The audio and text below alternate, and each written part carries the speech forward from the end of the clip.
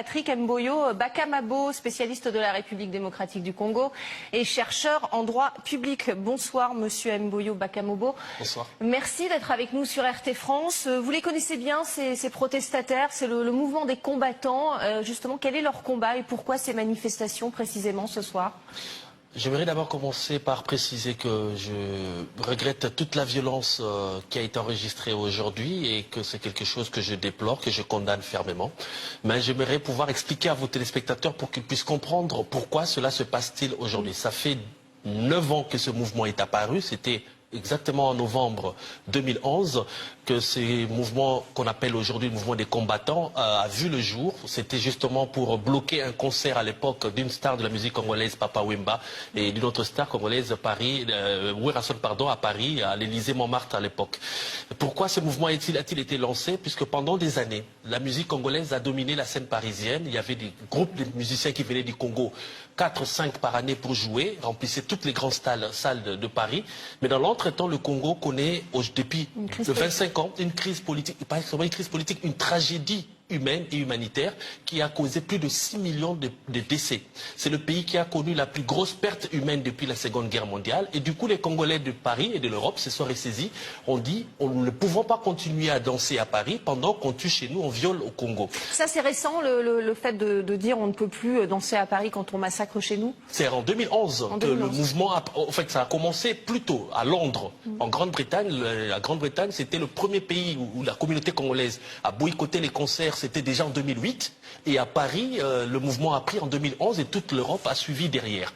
Alors, ce qui se passe aujourd'hui, c'est en réalité un message qui vient d'une forte frustration. J'ai bien dit dans mon propos liminaire que je condamne la violence. Mais je veux que les gens comprennent d'où vient cette violence. Elle vient d'une frustration, d'un sentiment d'humiliation que les Congolais ressentent en pensant que, comme s'ils n'étaient pas des êtres humains. 6 millions de Congolais sont morts.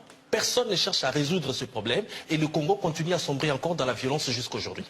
Pourquoi? Parce que bon, il n'est pas interdit d'être chanteur, mais ce chanteur-là en particulier est accusé d'être trop proche du pouvoir de Joseph Kabila? Pas du tout. Le chanteur n'est pas du tout réputé proche. Par contre, Papa Wemba et Werrason, quand ils étaient bloqués en 2011, eux étaient proches du pouvoir de Joseph Kabila.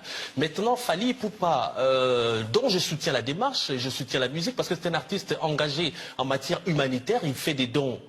Il a offert une ambulance dans une grande ville du Congo qui souffre de la guerre, Bukavu. Il a offert le raccordement en eau pour une population à Kinshasa, ce que les autorités n'arrivent pas à faire.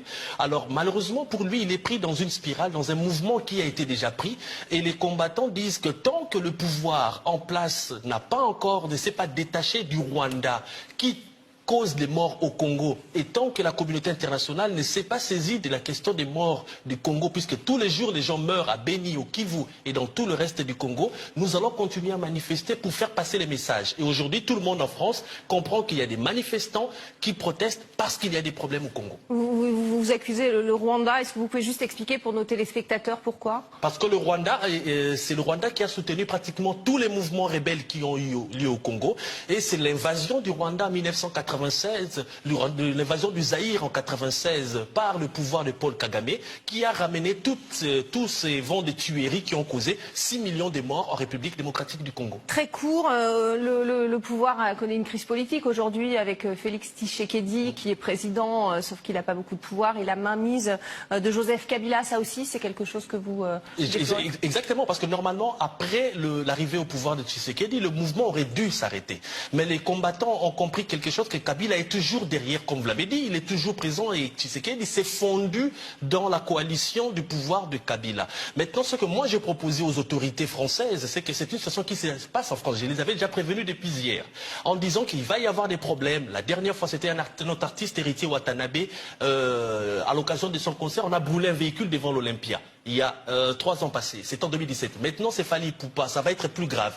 Pensez à nous aider à réorganiser un dialogue entre les artistes et les combattants, parce qu'il faut leur trouver une porte de sortie par le haut, ainsi les artistes pourront travailler librement. Vous faites un appel au gouvernement français pour faire ça? Exactement, parce qu'aujourd'hui, au lieu de mobiliser les forces de l'ordre, comme ils l'ont fait aujourd'hui, ça coûte de l'argent. Faire évacuer la gare des Lions, c'est une perte pour l'économie française. Le mobilier urbain a été détruit. au lieu d'en arriver là, puisque si les combattants aujourd'hui n'empêchent pas le concert de Fally, ils vont encore manifester demain. Fally avait tenté de jouer en 2011, ça n'a pas empêché le mouvement de prendre.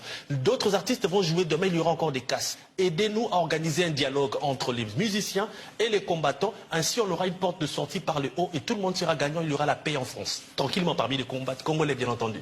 Merci beaucoup Patrick Mboyo Bakamabo d'avoir répondu à nos questions sur RT France.